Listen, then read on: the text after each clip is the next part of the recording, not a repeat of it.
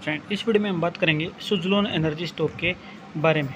ठीक है, तो यहाँ पर मैं आपको सबसे पहले एक चीज़ क्लियर कर देता हूँ कि इस स्टॉक के अंदर पिछले साल से लेके अभी तक के यानी कि पिछले 4 क्वार्टर के अंदर रिटेल इन्वेस्टर लगातार कम हो रहा है और इसके अंदर इंस्टीट्यूशंस अपनी शेयर होल्डिंग को बढ़ा रहा है।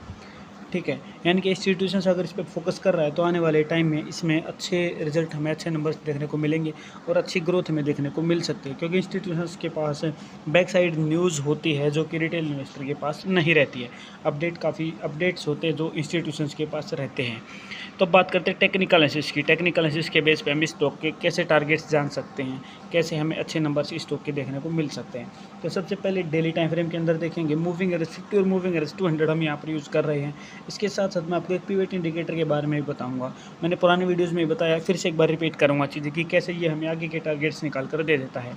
मैं सेबी रजिस्टर्ड नहीं हूँ, इन्वेस्टमेंट की सलाह नहीं दे रहा हूँ, लेकिन चीज़ें आपको सिखाने की कोशिश कर रहा हूँ।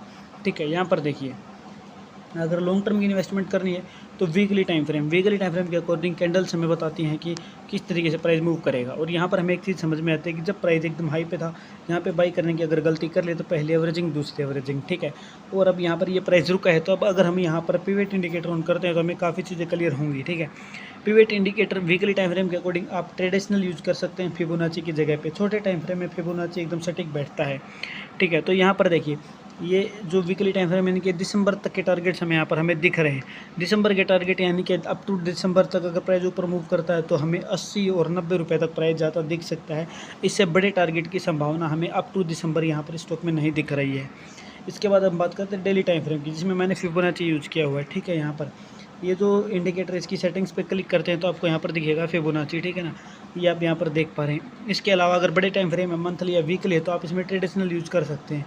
ठीक है, फिबोनाची मैं अभी यहाँ पर यूज़ कर रहा हूँ। ठीक है, मंथली डेली टाइम फ्रेम के अकॉर्डिंग तो आप देखोगे तो किस तरीके से प्राइस यहाँ पर काम कर रहा है। ये महीने का है। ठीक है, यानी कि 1 जुलाई को इस प्राइस इसने बता दिया, इस इंडिकेटर ने पुरानी कैलकुलेशन करके कि जो प्राइस अगर नीचे आता है तो कहाँ पे 63 और 60 इस दो जगह पे रुक सकता है। इस महीने में दो ही जगह पे स्टॉक का सपोर्ट हमें दिख रहा है, और अगर यहाँ से प्राइस ऊपर जाता है तो टारगेट आपको 70 और 74 का यहाँ पर टारगेट दिख रहा है, जो कि आपको जुलाई के अंदर मिल सकता है। ऐसे टारगेट्स हैं।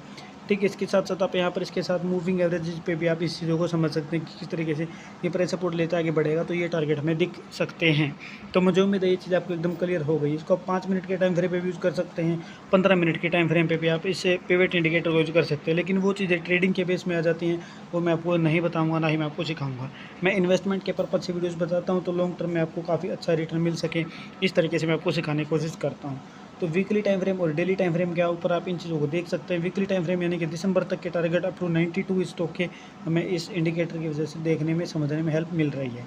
मैं फिर से बताना चाहूँगा, मैं सेबी रजिस्टर्ड नहीं, इन्वेस्टमेंट की सलाह नहीं दे रहा हूँ, लेकिन किस तरीके से प्राइस के जो टारगेट है ये इंडिकेटर्स हमें हेल्प कर रहे हैं तो वो मैं आपको ज़रूर सिखाऊंगा। ये जो दोनों इंडिकेटर हैं ये लैगिंग इंडिकेटर हैं, ये आपको आज के दिन का बताएंगे, लेकिन पिवट्स आपको आगे के निकाल कर टारगेट निकाल कर देगा। ठीक है, यानी कि ये देखिए, जो ये इंडिकेटर्स है, ये जो लाइन है इस प्राइस से आगे नहीं है, यानी कि ये बता रही है कि अब तक की जो एवरेज है उस बेस पे अगर प्राइस नीचे जाएगा तो इस दो जगह पे रुक सकता है और यहाँ से रिट्रेस ले सकता है। ठीक है, अदरवाइज़ आपको टारगेट्स देते हैं तो वो इस इंडिकेटर की हेल्प से आप देख सकते हैं। तो मुझे उम्मीद है मेरी वीडियो ज़रूर पसंद आई होगी। वीडियो पसंद है वीडियो को लाइक करें और चैनल को सब्सक्राइब किए बिना बिल्कुल भी ना जाएं। Thank you very much.